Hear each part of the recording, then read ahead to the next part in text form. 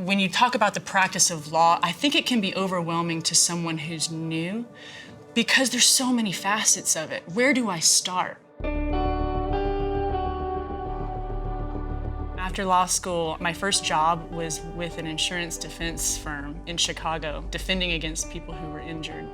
And it was soulless. It didn't matter who the person was. They were faceless. I had to turn off a piece of me in order to do my job as a defense attorney, the human part of me, to the point where I couldn't even bring my eyes up to look at them in the face when I was taking their deposition. I hated it, and I thought that was the practice of law. I couldn't live that way anymore, so I quit. And I moved to California.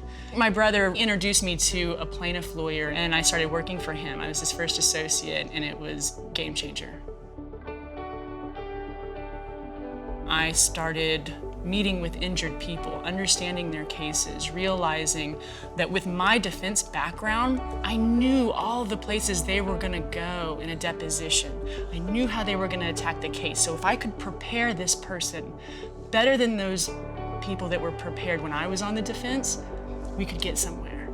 I have a perspective of how this really affects people's lives. I spent a lot of time with our clients, and in doing that, it was the polar opposite of what I had done in the past. So instead of closing off this fountain of emotion, I was turning it on max volume. I don't know exactly how my practice is going to continue to change, but what I want to add specifically, and what I think I can add right now, is openness and availability. I don't think about the stress of it or the anxiety or am I going to let someone down.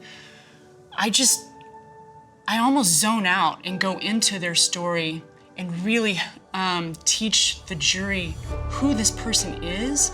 And I've spent so much time with them, and I understand them, in a way that you can only if you spend a lot of time with these folks. My outlook at trial is to say that they chose me as their champion, and I'm gonna prove them right for doing that.